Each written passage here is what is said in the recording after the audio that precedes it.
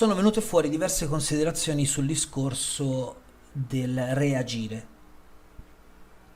Allora, quando noi siamo costretti a reagire,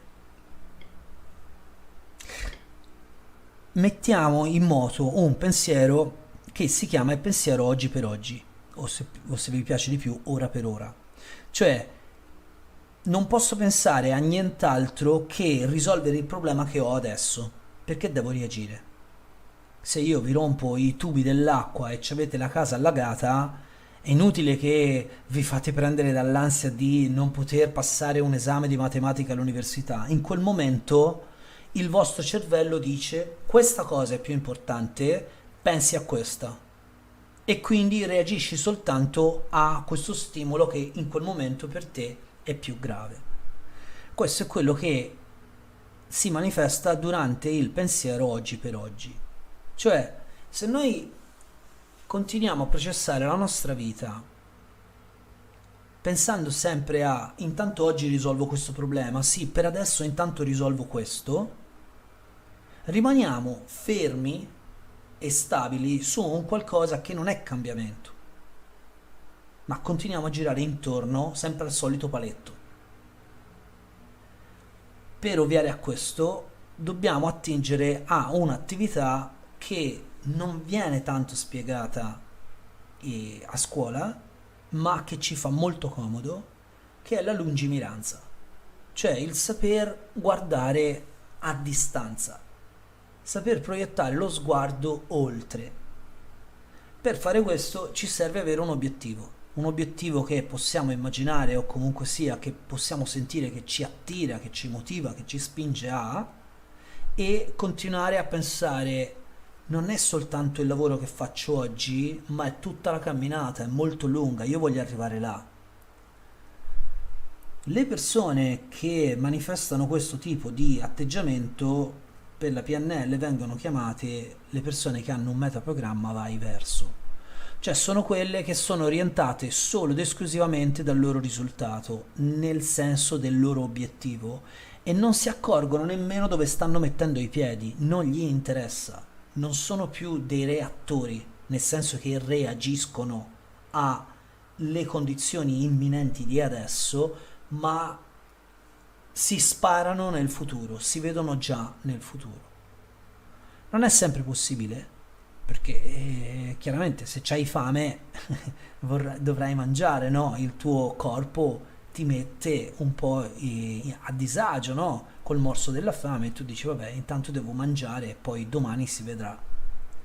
Però l'idea non è nemmeno oggi vado a fare la spesa perché devo fare da mangiare e l'indomani oggi vado a fare la spesa perché devo fare da mangiare e l'indomani oggi vado a fare la spesa perché devo fare da mangiare. Se continuate a fare così non siete lungimiranti. E allora la prima lungimiranza qual è? Faccio una spesa per tutta la settimana. So che sembra un esempio stupido, ma non lo è affatto nelle nostre vite. Cioè riuscire a comprendere quando stiamo facendo qualcosa di molto concreto adesso perché ci servirà come carburante per il futuro è importantissimo. Quindi cercare di agire con lungimiranza. L'altra cosa che ci aiuta è la meraviglia. Cioè meravigliarsi, essere curiosi, essere estasiati anche dalle piccole cose e procurare dentro di sé della meraviglia. Dico spesso siete persone meravigliose, no? Perché avete dentro già una meraviglia. E si dice, ah, che meraviglia, questo venticello, no? È un venticello, è una piccola cosa, però è meraviglioso, casca proprio in quel momento giusto. Ecco, non è che non esiste meraviglia nella nostra vita, è che noi non siamo addestrati o comunque allenati a percepirla.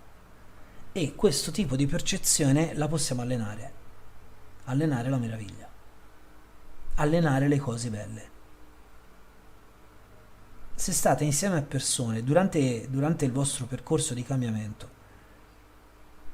e mentre cambiate volete spiegare agli altri che cosa state facendo e far cambiare anche gli altri perché voi vi sentite meglio, vi sarete resi conto che gli altri vi creano una resistenza enorme e vi dicono: ma ci lasci stare, adesso lui ha cominciato a cambiare dieta, vuole che tutti quanti diventiamo vegetariani, oppure quella adesso è diventata buddista, adesso sempre a parlare di Buddha vuole cambiarci. No, alimentate la vostra meraviglia interna, la diversità, quali sono le cose che potete aggiungere a una relazione.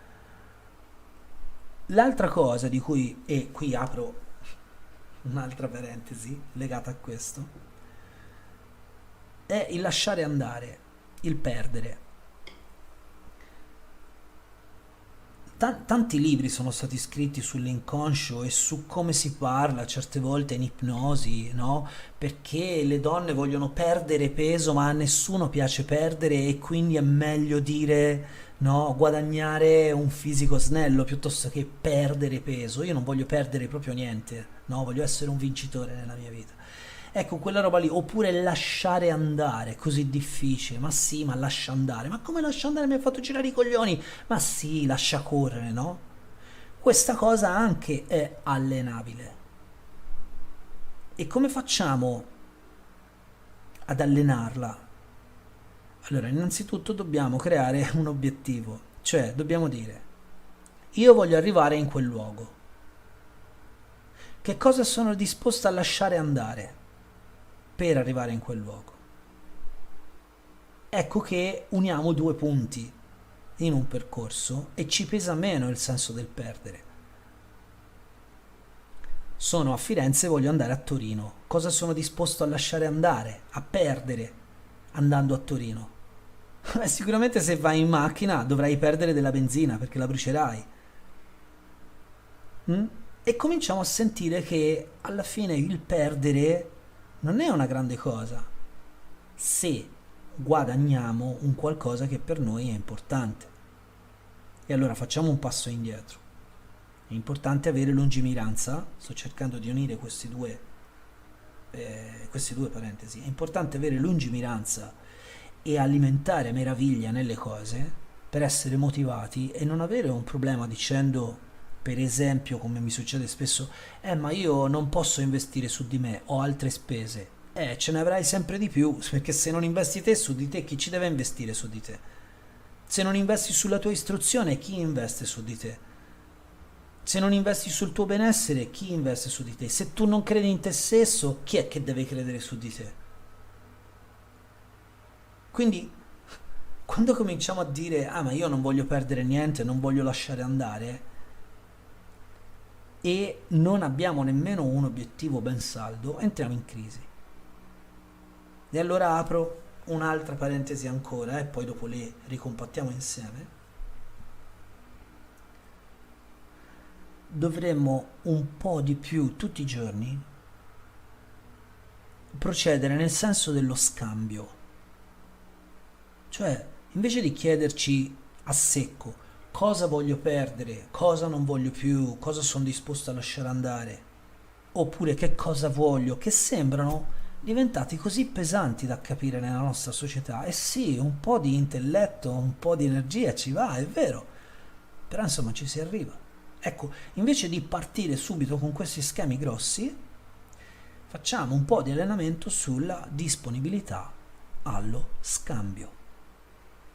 E quindi il primo passo è: cosa sono disponibile a scambiare. Voglio una mela? Bene, cosa sono disponibile a scambiare? Ho un gettone del telefono? E già aver detto gettone del telefono tradisce la mia età, perché ora non ci sono più i gettoni dei telefoni. Comunque, eh, ho, che ne so, un agnellino da dare al contadino che mi darà un sacchetto di pecore. Cosa baratto? Ho dei soldi? Ho della forza lavoro? Ho un ingegno? Ho delle idee favolose per te che ti potranno dare una marcia in più e voglio scambiare queste idee con te, con una tua opinione sul mio sito internet perché c'è qualcosa che non va. Cosa siamo disposti a scambiare? Scambiare, scambiare, non sempre prendere, prendere, prendere. E adesso comincio a richiudere queste tre aree. La prima, ve la ricordo, era cercare di evadere dal pensiero oggi per oggi, cercare di avere lungimiranza e alimentare la nostra meraviglia ogni passo che facciamo, sentirsi sempre più motivati, più vicini arriviamo alle cose che vogliamo veramente. Abbiamo parlato dell'essere disposti a lasciare andare qualcosa, a perdere qualcosa, perché se io voglio andare lì, perdo il posto qui. E devo allenarmi un po', perché perdere è una cosa che non piace più. Non piace più nella nostra generazione, perché io quando ero bambino a noi ci insegnavano che l'importante era partecipare, non vincere.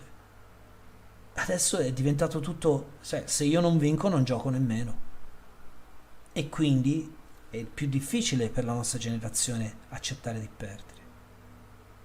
Alimentare la disponibilità allo scambio, all'essere presenti, diventa un ruolo, diventa una tecnica, una strategia efficacissima.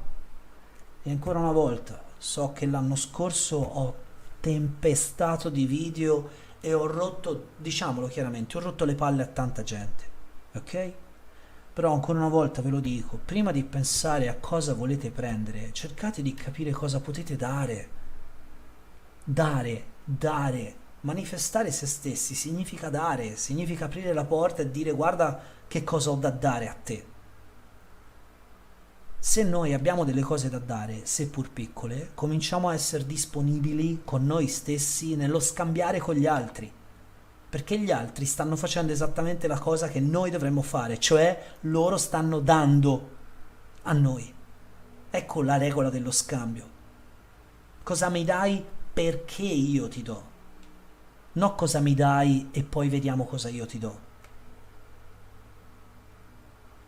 Qualcuno dice, eh sì, ma così facendo parti in svantaggio perché le persone prenderanno tutto e poi no, quelle persone lì saranno le prime persone alle quali voi gli direte, ciao ciccio, hai rotto le palle di prendere e basta, non voglio una relazione così, non voglio un'amicizia così. Non puoi prendere e non dare mai, non essere presente, non dire la tua, non metterci la faccia. Sapete quante persone l'anno scorso e anche nei mesi di quest'anno ho tagliato fuori dalle mie amicizie? Ma se imparate a dare, vi mettete anche nella disponibilità dello scambio e capite subito chi ha possibilità di scambiare con voi. Diventa più chiaro per voi cosa scambierete voi per raggiungere che cosa in funzione di loro, che cosa scambieranno per loro raggiungere qualcos'altro. Sarete più disponibili ad ascoltare gli altri. Quali sono le esigenze degli altri? Di che cosa realmente hanno bisogno? E quello di cui gli altri hanno bisogno, voi lo potete dare o no? Ce l'avete o no? Ecco, sta disponibilità allo scambio è una cosa davvero davvero favorevole nella società di oggi che non c'è e ci evita anche quel pensiero io do qualcosa perché sto chiedendo qualcos'altro. Ma io do qualcosa perché mi stanno dando qualcos'altro. Ricordatevi, parlate con uno che non concepisce il concetto di gratis.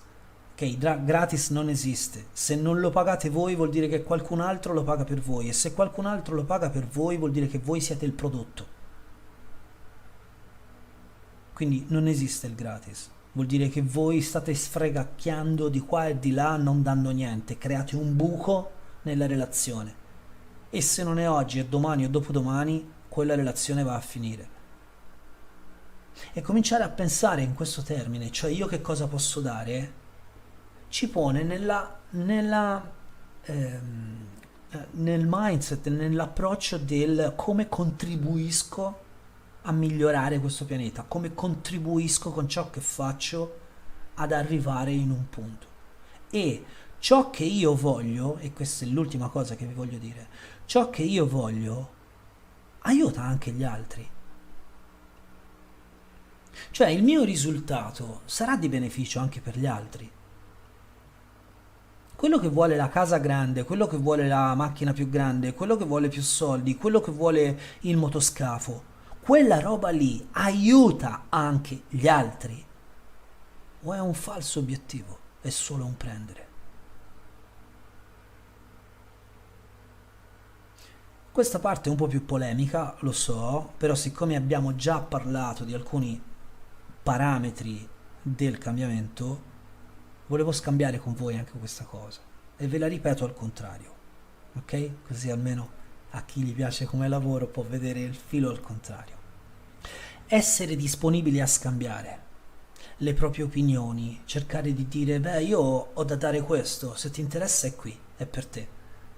Ok? Ci mette nella condizione di avere quella famosa area grigia delle due parti, no? Che entrano in contatto nella relazione, ci mette nella condizione di non essere mai in svantaggio, ma di essere sempre in vantaggio, di sentirci bene. Io sto cercando di dare il mio meglio. Non so se voi siete come me, ma a me quando qualcuno mi fa un piacere, io ce l'ho questo senso di riconoscenza, cioè non è che dico ah zitto, zitto, zitto, non gli devo niente. La nostra tradizione, la tradizione italiana, è perché tanto siamo nati tutti così, è inutile, se uno fa il furbacchione non è un italiano per me. La nostra tradizione italiana ci dice che oh, sto facendo il sugo oggi, mi accorgo che non ho le cipolle. Vado dal vicino e chiedo una cipolla. Cosa fa il vicino? Non me la dà? Me la dà sicuramente. Sai cosa faccio domani? Gliene porto due di cipolle, non gli porto una cipolla. Perché ti porto quello che tu mi hai dato più la mia riconoscenza. Così si costruisce, dando. E questo dà molta più disponibilità allo scambio e a lasciare andare, al perdere, tra virgolette, non perdiamo niente. Quando qualcuno vi chiederà qualcosa e voi lo darete, se è una buona relazione vi tornerà il doppio. Mi raccomando, non date le cose come facevano i mafiosi, no?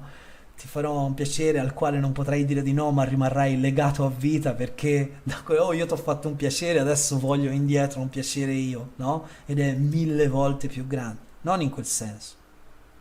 Deve essere una cosa genuina, la dovete sentire col cuore. Per sentirla col cuore dovete alimentare quella meraviglia che avete dentro. È meraviglioso che qualcuno vi suoni il campanello e vi dica mi scusi sa, non ho una cipolla per fare il sugo, non è che ce l'avrebbe da dare. È meraviglioso prendere una cipolla e darla. Ci fa sentire tutti bene, non c'è nessuno che dice che merda è venuto e mi ha chiesto una cipolla. È bellissimo poter dare, ragazzi. Alimentate quella meraviglia.